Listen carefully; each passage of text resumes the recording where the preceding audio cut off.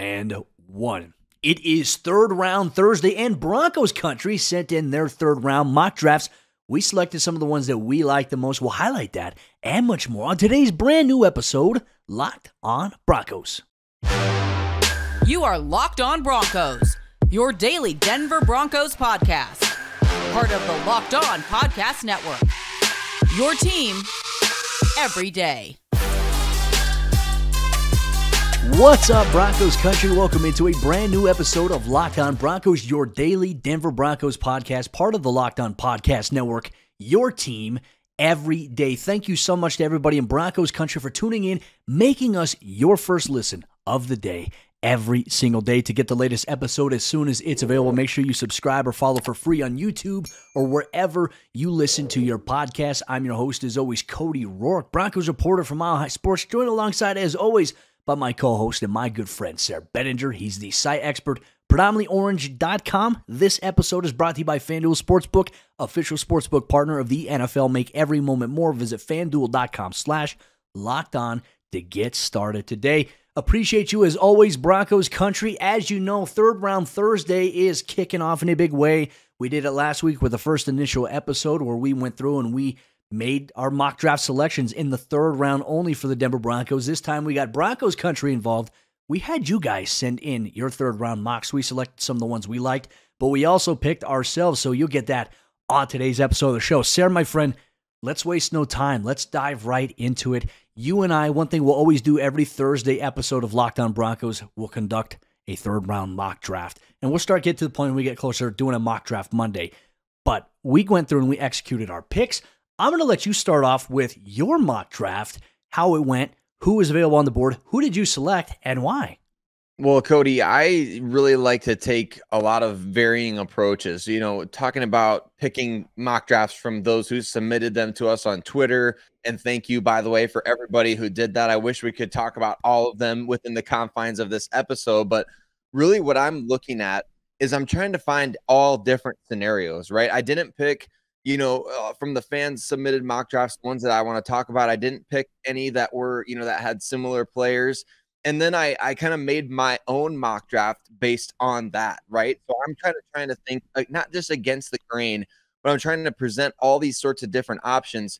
One thing that I'm really convicted about lately, though, Cody, is I really feel like the Broncos are gearing up to maybe take a tight end near the top of this draft class, which a lot of people may be surprised by, may be upset by. I think they're gearing up for it. I really do. I mean, we've talked about it on previous episodes. You can follow me on Twitter for a little bit more. I'll be expounding on that as we, kind of get closer to the draft.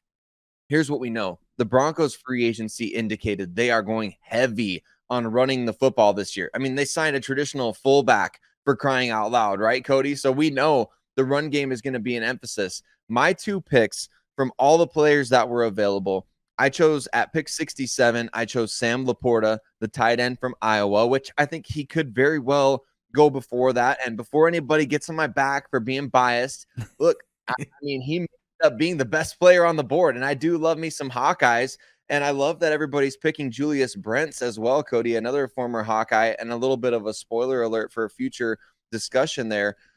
I like former Hawkeyes going to the NFL, specifically at the tight end position. I think Sam Laporta is going to be somebody who offers a ton in terms of the pass game, in terms of the run game. He brings a lot more to the table than you think. I assumed, Cody, based on watching him at Iowa, didn't think he was going to have a huge RAS score, but he is up there over 9. He's got a RAS score over 9, had a great workout this offseason, so I like that pick. And then at 68, I chose Joe Tippmann, the center out of Wisconsin. I think the Broncos could go any number of directions in these third-round picks: corner, edge, D-line, tight end, offensive tackle, interior offensive line. There's so many options there. But if the Broncos could come away with a tight end and a center, specifically two guys that could play right away, I think that's great value. I think that you're getting two guys that could maybe even start for you this season, depending on the player at those positions. But I like tight end and I like center in that slot just about as much as I like any position combination. I like these picks here that you made, and I agree. I think for me, how I've been operating in any mock draft that I did one for Bleacher Report for about 45 minutes where I used a mock draft simulator, interacted with the audience as I was going about it. I like the fact that you add guys who not only will be good depth if they're not starting, but will have the opportunity to start for you at some point. In my opinion, I think that's what the draft is all about.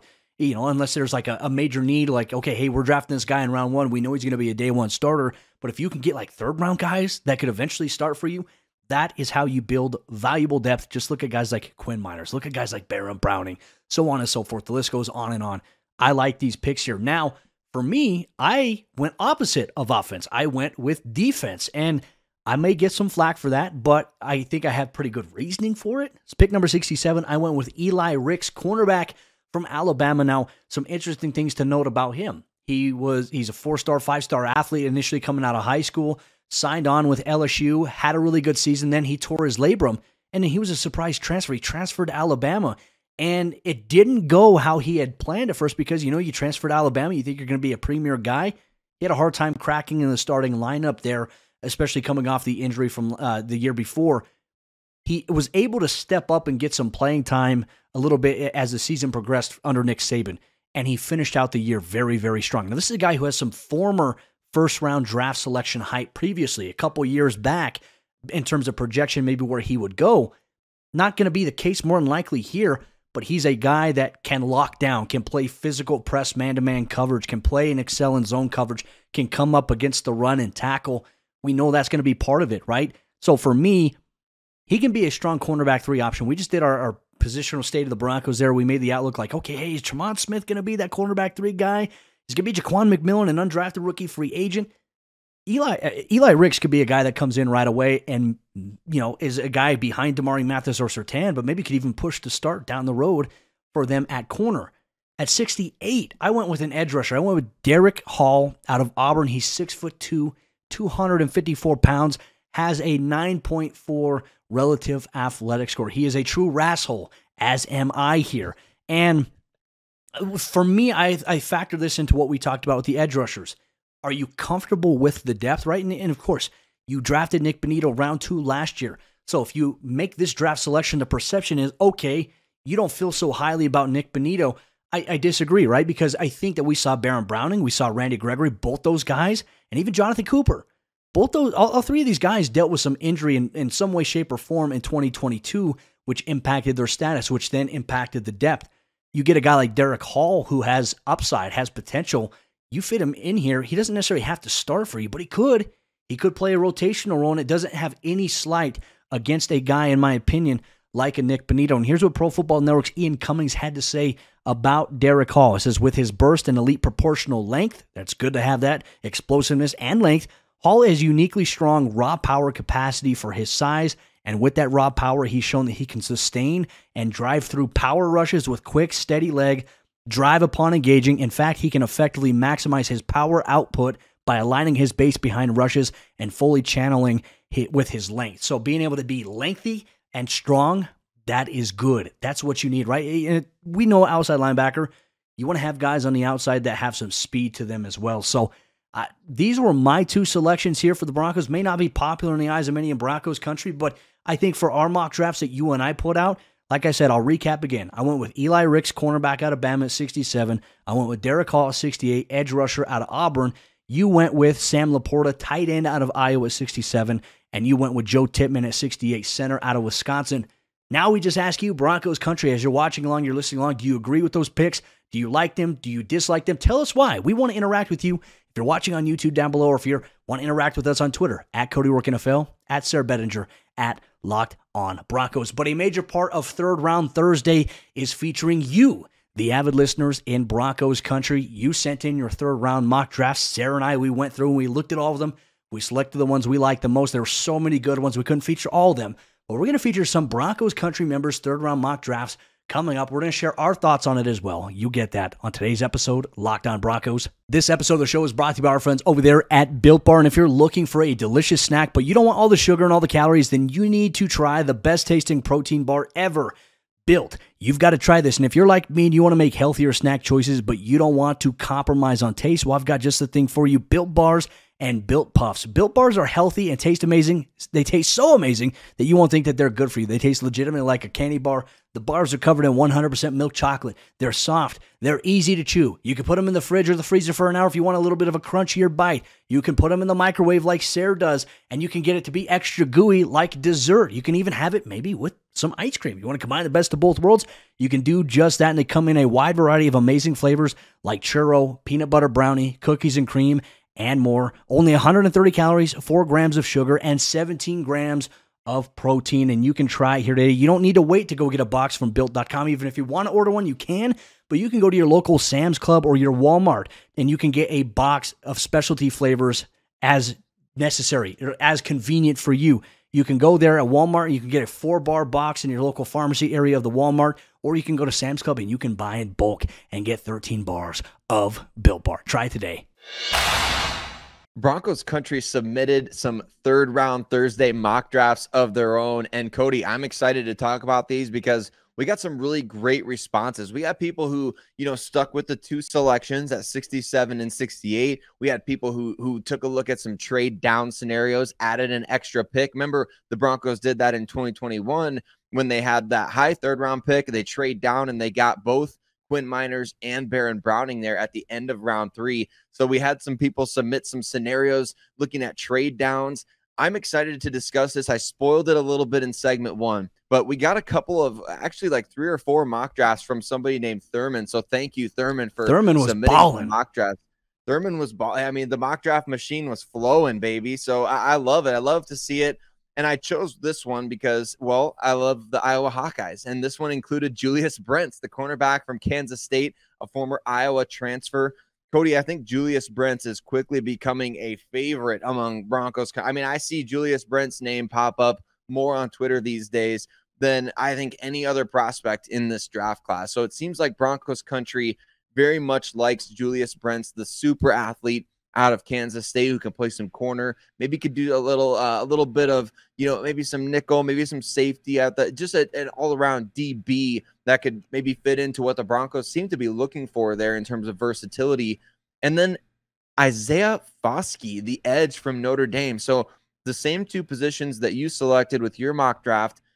Cody, I'm interested to know, what are your thoughts on these 2 guys? What are your thoughts on, I guess we talked a little bit about the idea of cornerback 3. We talked a little bit about the idea of edge. I want to do a little bit of devil's advocate here. I don't know if the Broncos should go with an edge in round 3. I just don't know if the traits are going to measure up to what they need in terms of, hey, if Randy Gregory does get hurt, if Baron Browning does get hurt, are you really throwing a 3rd-round pick into this mix, or should you sign a veteran to really raise the floor of that room? Do you like the idea of, are you sold on the idea of edge being at or near the top of the priority list here in round 3? I think it really depends on how Sean Payton and George Payton feel about where the roster is. You do have Randy Gregory coming into training camp 100% healthy, which projects to be very well. Same thing with Baron Browning. The question is, can guys stay healthy, right? Because when you look at that position, I mean, a lot of people say, oh, these guys are always injured. But when you look at what edge rushers have to deal with in the NFL, not only do you have to go against offensive tackles, you have to go against tight ends who line up to your side to double team you. They may even bring a fullback or a wing underneath to have 3 guys try to block you there. You're going to take a lot of damage. Like sometimes you're going to get crack blocked. Sometimes you're going to get cut blocked by an offensive lineman. We've seen that happen. I mean, obviously, what was it? It was Kayvon Thibodeau in the preseason. We saw one of those nasty shots from pulling linemen get him low there. That can happen. That's prone for that position, but it's also a position that utilizes so much need for explosiveness, right? Being able to plant your foot in that ground and get that burst, that opens you up to some soft tissue, opens up to you some knee injuries, Achilles, ankles, things like that. There's a base and a foundation. Obviously, Denver's going through that right now with OTA starting, voluntary workouts. Guys are in the building. They're lifting. They're getting stronger. They're conditioning. To me, I feel like they need to add an edge rusher, right? But I think the question is, if they add a guy, who is it for, right? Because we talked about it. Aaron Patrick's still on the team. He's just going to be coming off of an ACL, may not be ready for the start of the season. That takes one option off the board for you. You have Jacob Martin, who is coming off a knee injury as well. Is he a guy that you can maybe see playing in the rotation for you defensively? Nick Bonito going to take the next step. Jonathan Cooper, we know he's got a high motor. I think he's probably going to be the most reliable player that they have at edge rusher right now. I'll say that, Jonathan Cooper. Baron Browning, Randy Gregory, impact players when healthy. Can they stay healthy? There are so many questions that I feel like if you don't at least maybe add a guy, and look, you look at Foskey, he's 6'5". Like, he's a 6'5" edge rusher. So to me, that's an advantage because, we still see screen passes being thrown in the NFL. We see some outlets, some slants. Imagine like trying to throw a slant and then you got this 6'5" guy getting his hand up and knocking the ball down or intercepting it. He's got the length to be able to do that. He's athletic. He's strong at the same exact time. I would be okay with them going in edge rusher. And to be honest with you, Thurman and I, the mock draft you selected, it went cornerback and it went edge rusher. So I think we're in alignment there. But I mean, that's how I feel. I mean, I'm curious for your thoughts. I know you've touched on it a little bit, and then obviously we'll get to somebody else's mock draft. Right. I think it's all dependent upon kind of the player that's available, isn't it? Like we've got all these different scenarios with edge guys. Isaiah Foskey, obviously you selected Derek Hall. This next mock draft from Kinley G, a friend of the show. I love Kinley. So he made a pick. I'm going to continue to expound on this. I want to talk about his picks, and I want to talk about the positions once again. Felix Anudike-Uzomah, I hope I'm pronouncing that right, out of Kansas State, one of the top edge prospects in this draft class, Cody, off the edge. He's going to be another one of those big-time athletes. And again, you look at these guys coming out, I mean, it's almost a prerequisite. If you're being talked about in a mock draft, you're going to be a big-time RAS guy. I mean, it's very rare anymore. It seems like we get anybody that's not in the green in terms of the relative athletic score scale that we even discuss on these shows, in our mock drafts, on Twitter, which kind of causes a lot of those other guys who are just really good at football and not high RAS guys to go underrated. But so we got Felix at the edge as the top pick. And this scenario here included a trade down. So you trade down from pick number 68 and you get 2 additional late picks in that third round range, the end of the third round. And he took Luke Whippler, the center from Ohio State, who may be the best center in this class, potentially, certainly one of the best. And then Sean Tucker, running back from Syracuse. I like the positions here. I really do. I think if you can formulate a draft class like this, Cody, where you get an edge and then you go back, you get a center, a guy who can maybe even start for you. You get a running back who's going to contribute right away. Instant contributors, regardless if they're going to start immediately or not. Broncos fans, we can't attach ourselves, I think, to that idea, right? We want to get instant contributors, maybe not instant starters, maybe future starters. I like going with edge here. I like going center right after that. And I like the running back idea. I think that's got to be on the table as well. What do you think of this mock draft here from our guy? I like it because, there's a trade down that requires you getting, 2 additional third round picks in this year's draft, which gives you more options to add depth, right? In third round, I think that there's some, as George Payton calls it, the juiciest part of the draft is the depth that is there in round 3. You're getting guys, like I said, you're getting edge rusher, which, if you have depth questions about it, bang, there you go. Center, uncertainty about Lloyd Cushenberry and even Kyle Fuller. You get a guy who's perceived to be one of the best centers coming up in this year's NFL draft class, and then you get a running back to add some value behind Javonte Williams and Samaje Perine. I like it. I think Kinley, he puts out there, and you know what Kinley is? Kinley is an every-dayer. You know what that means? He listens to Locked On Broncos Monday, Tuesday, Wednesday, Thursday, Friday. He listens to every episode of the show. And if you are an everydayer, make sure you let us know, because that way we can highlight you, give you shout-outs here on the show as well. We appreciate it for making us part of your everyday routine, making us your first listen of the day. Broncos Country, the mock draft frenzy is going to continue here on Third Round Thursday. The Broncos, in one of Broncos Country fans' latest mock drafts, they come away with some strong, great value, pun intended, players here in their latest mock draft. You get that on today's episode, Locked On Broncos. Real quick, let me tell you about the Locked On NFL Scouting with the Draft Dudes, the podcast you get every single day, from free agency to the NFL draft, salary cap management, and more. Join NFL experts Kyle Krabs and Joe Marino as they take you through what it's like to build a successful NFL franchise every Monday through Friday. You can find Locked On NFL Scouting with the Draft Dudes wherever you get your podcasts and on YouTube, part of the Locked On Podcast Network, your team every day. As we jump into the fourth quarter action on today's Third Round Thursday episode, Locked On Broncos, we just want to say thank you so much to everybody in Broncos Country. Thank you for making us your first listen of the day every single day. And thank you to everybody that listens to Locked On Broncos every day. If you listen Monday, Tuesday, Wednesday, Thursday, Friday, drop a comment down below on YouTube or tweet us on Twitter at Cody Roark NFL, at Sayre Bedinger. If you listen on your favorite audio podcasting platform, tell us if you are an everydayer as well. We appreciate you so much. We'll feature you a lot more here on the show. We are so grateful for everybody in Broncos Country. Let's get into the final mock draft that we selected from a fan who submitted theirs. Obviously, if you want to get involved next week, you can also do the same thing. We'll put the prompt out on Wednesday, and you can get involved in the action here. But this comes in from Jared Volk, and he says, when you look at this one, Sayre, I kind of like it. I kind of like the picks that he made because you're getting some pretty damn good players in round number 3. I'll do the drum roll here. Who was the pick at number 67? Boom. Boom. We got Darnell Washington. Cody, my favorite. I don't know why. My favorite prospect in this draft, Darnell Washington. Of everybody? Tight end out of Georgia. I think so. I mean, for some reason, I'm just drawn to this guy. He's like a creative player at the tight end position. Reminds me of my old Madden days when I used to really be obsessed with playing the game. I would always try to find these types of guys to add to my roster. Just a freakishly big, freakishly fast tight end that could make plays for you, that could dominate in the running game as a blocker.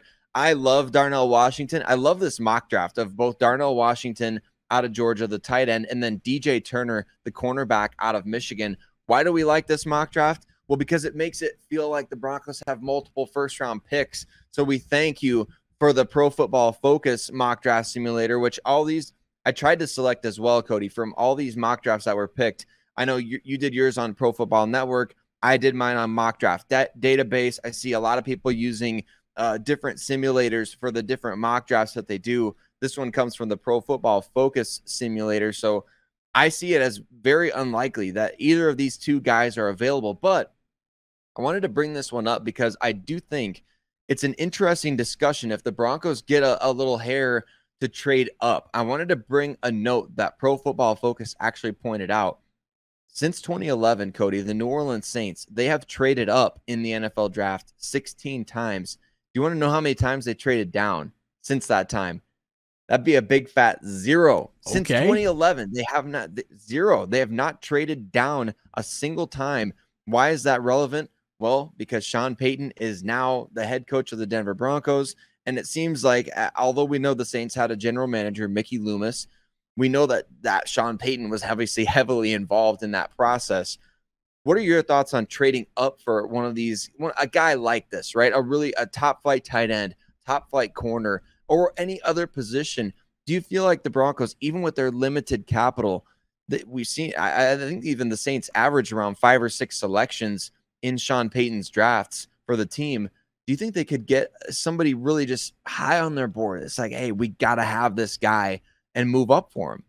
I think it's certainly possible. Even if you include like, okay, hey, we're going to give this team pick number 67, pick number 68 to move up maybe round 2. Maybe you even attach a player, maybe move up round 1. I mean, I don't know how it all works. Like there's different levels to like, okay, this is value. This is how you get a back end round 1 pick. This is, what a team would more than likely accept. Denver could very well do that. And here's why, because they're building out the 90-man roster. I think they're at 71, 72 right now. They've got to fill, obviously, some more spaces there to get there. You're going to factor in, obviously, this year's draft class, undrafted rookies, and maybe even a couple free agency signings. So there's not much room to be had here in terms of going through and getting it. As we all know, Denver has 5 picks. They offset 2 of those premier third-round picks to move up to round 2. I think in the eyes of George Paton and Sean Payton, I think that there's value to that. I think because you're going to get a player that you believe will come in and play an instant impact right away. And I think that has to be the basis, right? If you're going to make the type of trade to move up, you have to go get a player that you feel like is going to play right now, not a player that's going to play in 2 years, 3 years from now. I think that would be, okay, maybe not the best usage of your assets there. And keep in mind, Denver has all of their picks next year, minus a round 2, which they obviously had to include in the Sean Payton trade. They do get back an additional third-round pick, though, from New Orleans. So I think that kind of balances out there. And then, obviously, there could be some trades that happen in season where Denver gets more capital. And then the year after that, they have a ton of draft picks. I believe they have 9 so far from what I saw in Pro Football Focus. They have 9 draft picks, I think, in 2025 or going to the 2025 NFL draft. So for me, if you feel like there's a guy and you feel like he's going to bring value to you offensively, defensively, a guy who can be a potential long-term player for your franchise, you're going to do that. And I want to make one quick final point here before turning it back to you. George Paton isn't the type of general manager that's going to go out and do whatever he wants, right? There's obviously going to be some consulting done. But George Paton, since he has come on as the general manager of the Broncos, has done everything in his power and has delegated, has collaborated with his head coach to give them whatever they feel like they need to be successful. That's how a GM rules. A GM doesn't rule like it's my way or the highway. It's, coach, what do you need for us to win games this year? And we're going to go and we're going to make that happen for you. That's George Paton's job. So many people don't know that. They don't realize that. And I think, Cody, to add on to that point, really what we're looking at here when we talk about being aggressive, if that's what the situation dictates, if that's what Sean Payton wants to do, if he says, hey, I got to have Darnell Washington, I got to have DJ Turner, I got to have one of these guys for this roster, the Broncos could still be active in free agency post NFL draft. Like, you can manipulate the salary cap to do what you need. I know they have a little less than $8 million in salary cap right now, but I don't think we've seen the last of the Broncos getting involved in free agency because they only have 5 picks and because a possibility exists that they could parlay those 2 third-round picks to, say, move up into maybe the 40s, something like that, maybe get another pick back in round 4 or 5 additionally. So trade 2 3s for a 2 and a 4 or something like that. They could do something like that, still end up with 5 or 6 draft picks at the end of all things here, and then go into free agency and say, hey, where are we still lacking depth? Like, the draft is not the end of the line, right? I think a lot of people are viewing these different things like, oh, well, free agency, we don't have enough picks in the draft. So free agency is kind of the end of the line for this position group, or the draft is the end of the line for this position group. No, you and I will certainly, as the draft concludes, as we get into that phase of the offseason, we'll certainly talk about free agents that are still available that the Broncos could go look at, because I don't think that's out of the realm of possibility. I don't think they're done by any means. We've already talked about Kareem Jackson. Well, if that possibility exists, what other possibilities could exist as well based on what they do in the draft? I think in the draft, there's a time to let the board fall to you, and there's a time to go up and go get a guy if you believe that that guy can, like you said, really help your team right now. I love it. That's a great philosophy, and we'll see. I mean, time will tell. There's only a couple weeks left before the NFL draft happens. We'll have you covered every step of the way, every single day. We just want to say thank you so much to everybody in Broncos Country for tuning in and making us your first listen of the day every single day. Just a reminder, let us know if you listen Monday, Tuesday, Wednesday, Thursday, Friday. Let us know down below that you are an everyday listener. And if you're not listening every day, why is that? Make sure you tune in Monday, Tuesday, Wednesday, Thursday, Friday, weekdays on your favorite audio podcasting platform. Or if you want to watch us in video format, you get the episodes a little bit early, a day early. Sunday through Thursday, you can expect a brand new episode of Locked On Broncos in video format on YouTube, the audio, Monday through Friday. Make sure you listen to us 5 days a week. We appreciate you so much, Broncos Country, for tuning in, engaging, and being part of the show. We'll see you tomorrow for a brand new episode of the show as we take a look at the state of the Broncos after free agency, the running back position. Is it better right now going into 2023 than it was last year? Sayre and I, we're going to share our thoughts on that on tomorrow's episode of the show.